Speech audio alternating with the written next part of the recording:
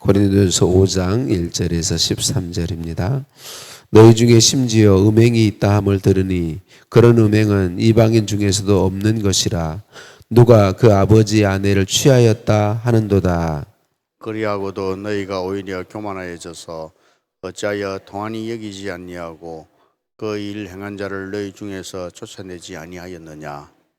내가 실로 몸으로는 떠나 있으나 영으로는 함께 있어서 거기 있는 것 같이 이런 일 행한 자를 이미 판단하였노라. 주 예수의 이름으로 너희가 내 영과 함께 모여서 우리 주 예수의 능력으로 이런 자를 사탄에게 내주었으니 이는 육신은 멸하고 영은 주 예수의 날에 구원을 받게 하려 함이라. 너희가 자랑하는 것이 옳지 아니하도다. 적은 누룩이 온 덩어리에 퍼지는 것을 알지 못하느냐. 너희는 누룩 없는 자인데 새 덩어리가 되기 위하여 묵은 누룩을 내버리라. 우리의 유월절 양 곧 그리스도께서 희생되셨느니라. 이러므로 우리가 명절을 지키되 묵은 누룩으로도 말고 악하고 악의에 찬 누룩으로도 말고 누룩이 없이 오직 순전함과 진실함의 떡으로 하자. 내가 너희에게 쓴 편지에 음행하는 자들을 사귀지 말라 하였거니와 이 말은 이 세상의 음행하는 자들이나 탐하는 자들이나 속여 빼앗는 자들이나 우상 숭배하는 자들을 도무지 사귀지 말라 하는 것이 아니니 만일 그리하려면 너희가 세상 밖으로 나가야 할 것이라. 이제 내가 너희에게 쓴 것은 만일 어떤 형제라 일컫는 자가 음행하거나 탐욕을 부리거나 우상 숭배를 하거나 모욕하거나 술 취하거나 속여 빼앗거든 사귀지도 말고 그런 자와는 함께 먹지도 말라 함이라.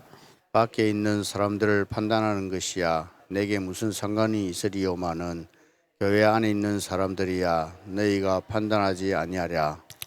밖에 있는 사람들은 하나님이 심판하시려니와 이 악한 사람은 너희 중에서 내쫓으라. 아멘. 인사 나누십니다. 사랑을 축복합니다. 사랑을 축복합니다. 할렐루야. 우리를 사랑하신 하나님께 찬양과 감사를 올려드립니다. 하나님은 우리를 사랑하세요. 그래서 사랑하시기에 자녀인 우리들이 바르지 않을 때, 바른 길에서 벗어나 죄악에 빠질 때 징계하시지요. 잠언서 3장 11절 12절 말씀입니다. 내 아들아 여호와의 징계를 경히 여기지 말라. 그 꾸지람을 싫어하지 말라. 대저 여호와께서 그 사랑하시는 자를 징계하시기를 마치 아비가 그 기뻐하는 아들을 징계함 같이 하시느니라 라고 말씀합니다. 사랑한다면 바르지 않은 것에 대해서는 징계하신다라고 말씀하고 있습니다. 오늘날 우리나라의 교회가 건강한 교회의 건강을 잃어버린 여러 가지 이유가 있는데 그 중에 아주 중요한 것 중에 하나가 올바른 징계가 없어졌다라고 하는 거죠. 요즘 오늘날 우리나라 교회들은 교회 안에서 바른 징계가 통하지 않는 교회들이 되어버렸습니다. 그러니까 분명히 바르지 않은 것에 대한 징계가 이루어져야 되는데 그 징계를 받아들이지 않게 된 거죠. 여러분, 건강한 교회, 바른 교회는 징계가 통하는 교회고 또 개인적으로 우리가 저와 여러분 모두가 건강한 신앙을 위해서는 징계를 받아들일 수 있어야 해요. 그런데 안타깝게도 바른 길에서 벗어나 있는데도 징계할 수 없고 징계를 받아들이지 않는 것이 현재의 모습들이라는 거죠. 사랑하는 성도님들, 바른 길에서 벗어나 있는데도 내버려 둔다면 그것은 멸망을 피할 수 없게 하는 것이죠. 그래서 성경적 징계가 이루어지는 교회가 건강한 교회고, 내가 우리 사람은 전부 다 저와 여러분을 포함해서 누구든 실수할 수 있습니다. 잘못할 수 있습니다. 원치 않던 현저한 죄에 빠질 수도 있습니다. 근데 그런 죄가 깨달아졌을 때 교회에서 징계할 수 있어야 하고 그 징계를 받아들일 수 있어야 합니다. 안타깝게도 지금은 그게 통하지 않는 시대입니다. 너무나도 슬픈 일이죠. 그런데 저나 여러분, 오늘 새벽 예배에 오신 여러분, 저와 여러분은 혹시 우리들이 금방 말씀드린 것처럼 우리 연약함으로 인해서 현저한 죄에 빠졌을 때 징계를 받아들일 수 있어야 합니다. 그것이 나 자신을 위해서 복된 일이다라고 하는 것이죠. 여러분, 그래서 내가 징계받아야 될 그런 바르지 않은 모습을 갖게 되었다면 그때 내가 징계를 받아들일 수 있는 그런 사람이 되고 그런 믿음의 성장을 이루기 위해서 하나님께 기도해야 합니다.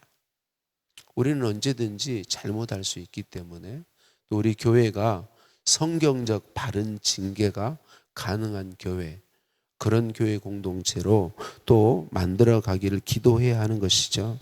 고린도 교회 성도 중에 현저한 음행의 죄, 아버지의 아내를 취하였다. 엄마는 아니겠죠. 뭐 두 번째, 세 번째 부인이든지 그러겠죠. 그런데 분명하게 죄악인데 자신도 그렇고 교회 성도들도 그렇고 그냥 그 죄 가운데 내버려 두었다.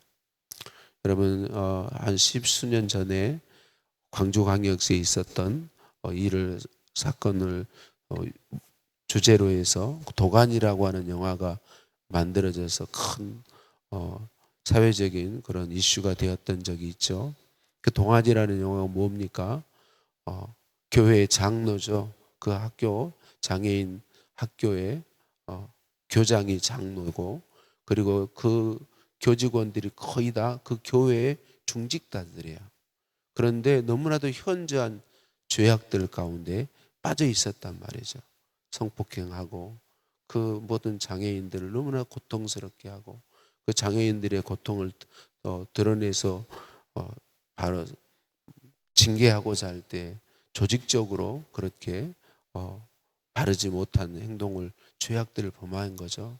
현저히 알음에도 불구하고 같은 교회에 다닌다고 신앙인이라고 죄악을 내버려 두고 감싸서 얼마나 많은 그 장애인 아이들을 고통스럽게 그냥 고통스럽게 한 정도가 아니었죠. 여러분, 바르지 못한 죄가 주님 성경적으로 바르지 못한 게 드러났을 때 그것을 드러내서 징계해야 합니다. 그게 되지 않으면 멸망할 수밖에 없다. 그래서 징계를 통해서 오늘 사도 바울은 성령의 감동하심을 따라 내쫓으라 그렇게 이야기합니다.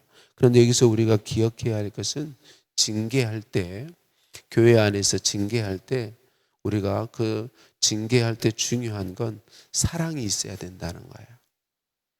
그 사람을 우리가 지금 고린도 교회는 파당이 있잖아요. 여러 개로 갈라져 있어요. 그래서 내 쪽에 속한 사람은 죄도 덮어요. 징계하지 않는 거죠. 반대로 내 쪽에 속하지 않은 사람은 죄가 아닌데도 죄인으로 만들어요. 이게 너무 슬픈 거죠.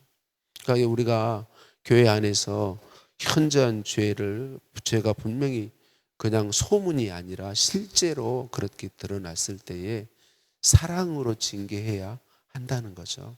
사랑으로 징계해야 합니다. 그 사람을 살리는 방법을 선택해야 된다는 거죠. 그래서 우리는 그냥 단순히 알지 못한 상태에서 누군가를 나쁘게 이야기하고 공격하는 것이 아니라 정말 하나님 앞에서 그 영혼이 살 수 있도록 진짜 기도하고 사랑으로, 아픈 사랑으로. 그럼 부모가 자녀가 잘못했을 때 회초리를 드는 것은 사랑으로 드는 거잖아요. 물론 연약해서 감정적으로 할 때도 있지만, 부모여도 감정적으로 할 때도 있지만 그건 바르지 않은 거예요. 정말 내 아이를 사랑하고 살리기 원하고 바르게 세우기를 원하는 사랑으로 징계하는, 그러니까 우리가 이런 징계가 있어야 하고, 징계가 있을 때에 그 영혼을 살릴 수 있다. 오늘 성경은 이렇게 표현하잖아요. 사단에게 내어주었다. 그러니까 믿지 않는 사람으로 인정하고 그를 공동체 안에서 내쫓았다. 왜? 목적이 뭐예요? 예수님 심판의 날에, 예수님 재림하시고 심판의 날에 그 사람이 자기의 죄를 깨닫고 하나님 앞에 정말 회개하고, 그래서 공동체의 징계를 통해서 다시 자신을 회개하고 믿음에 바로 서게 되도록 그렇게 하기 위해서 그렇게 징계하라라고 이야기하고 있는 것이죠. 그래서 바울은 11절에 형제 중에라고 이야기하고 있습니다. 바울은 그를 악한 사람이라고 칭하면서 사귀지도 말고 교회에서 내쫓으라 이렇게 명령하죠. 그러니까 이런 말씀을 우리는 단순하게 받아들여서는 안 되고 반드시 현저한 죄에 대해서 징계할 수 있어야 되고, 내가 그 죄에 빠진 사람이라면 그 징계를 받아들일 수 있어야 돼요. 그래야 내가 사는 길이니까.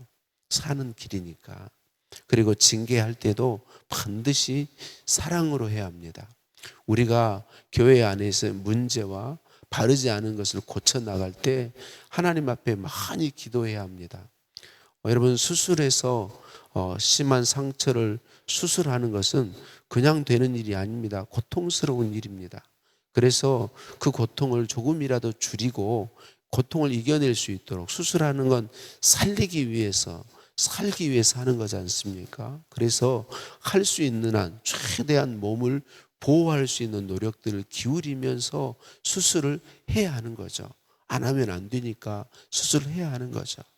그런데 정말 사랑으로 할 수 있어야 된다는 거죠. 그래서 저와 여러분이 혹시 교회에 바르지 않은 것을 볼 때에 우리 안에 사랑의 마음을 정말 구해야 합니다. 그 나와 반대되는 입장에 서 있는, 아니면 바르지 않은 입장에 서 있는 그 영혼을 정말 내가 사랑해서, 하나님 진짜 저분이 바르지 않은 걸 깨닫고 그 바르지 않음에서 돌이켜서 바른 신앙으로 오기를 정말 원하는, 그 영혼을 살리기 원하는 마음으로 할 수 있어야 된다는 거죠. 이게 되지 않으면 그때까지 기도해야 합니다.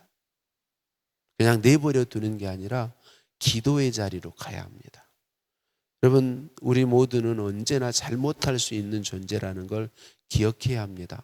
교회 공동체에 언제나 문제 있습니다. 근데 그런 문제를 잘 해결하는 게 너무 중요합니다.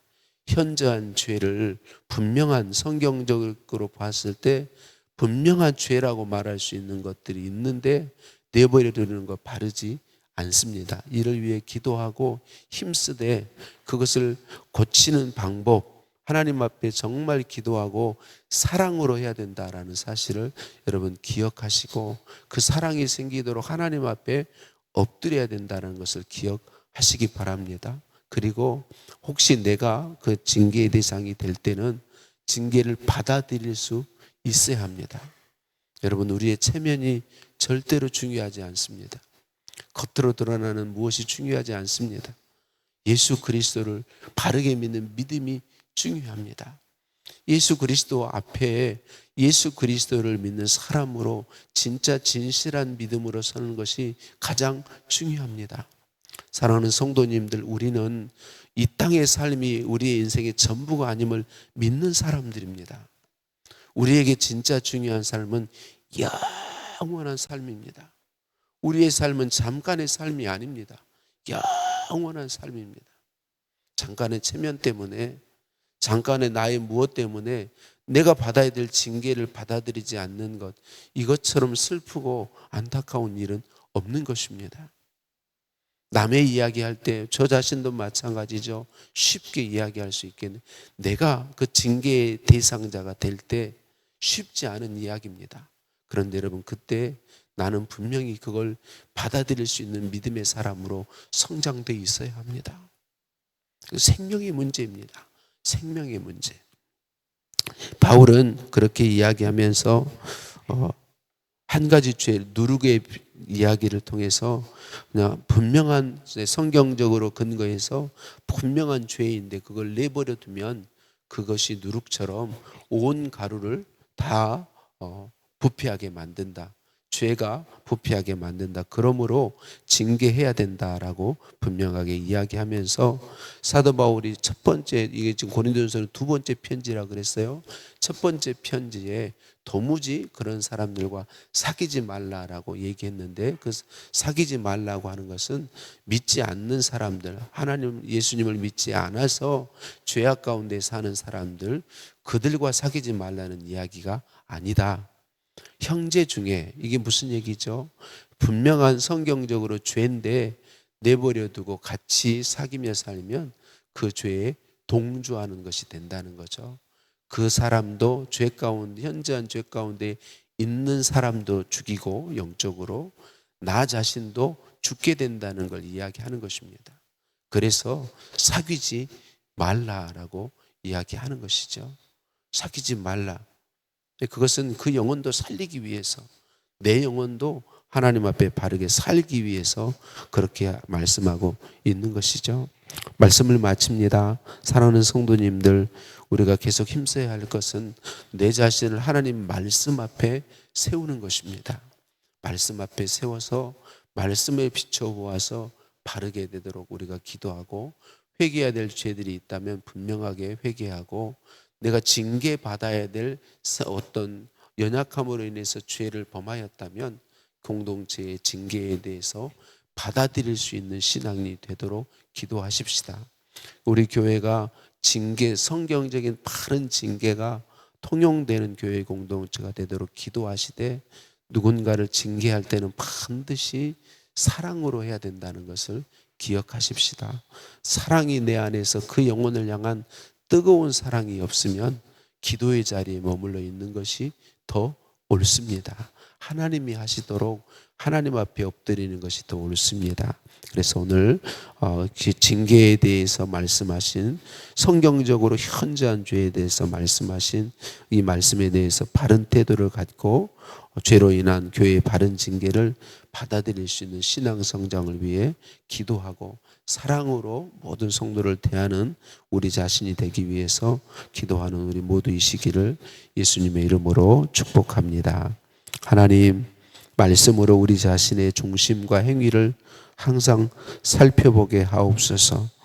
주님 앞에 보시기에 말씀을 기준으로 바르지 못할 때 회개할 수 있게 하시고, 죄와 싸울 수 있게 하시며 죄를 이기게 도와주옵소서. 교회의 성경적 징계를 받아들일 수 있는 신앙 성장을 저에게 주옵소서. 죄를 거부하고 거룩함을 추구하는 정말 주님의 사랑이 가득한 교회 공동체가 되도록 은혜 베풀어 주옵소서. 신정화 집사님, 감사함을 하나님께 올려드립니다. 하나님, 예물에 담겨진 마음과 믿음을 아시오니 은혜 더하시고, 우리 신정화 집사님 믿음의 믿음을 더하시며 육체의 약함을 치료하시고 강건함 주옵소서. 주님, 우리 모든 성도님들이 새벽에 드리는 귀한 마음의 경배를 받아주심을 믿습니다. 약속하신 놀라운 은혜와 복으로 부어 주옵소서. 예수님 이름으로 기도드립니다. 아멘. 하늘에 계신 우리 아버지, 아버지의 이름을 거룩하게 하시며 아버지의 나라가 오게 하시며 아버지의 뜻이 하늘에서와 같이 땅에서도 이루어지게 하소서. 오늘 우리에게 일용할 양식을 주시고, 우리가 우리에게 잘못한 사람을 용서하여 준 것 같이 우리 죄를 용서하여 주시고, 우리를 시험에 빠지지 않게 하시고 악에서 구하소서. 나라와 권능과 영광이 영원히 아버지의 것입니다. 아멘.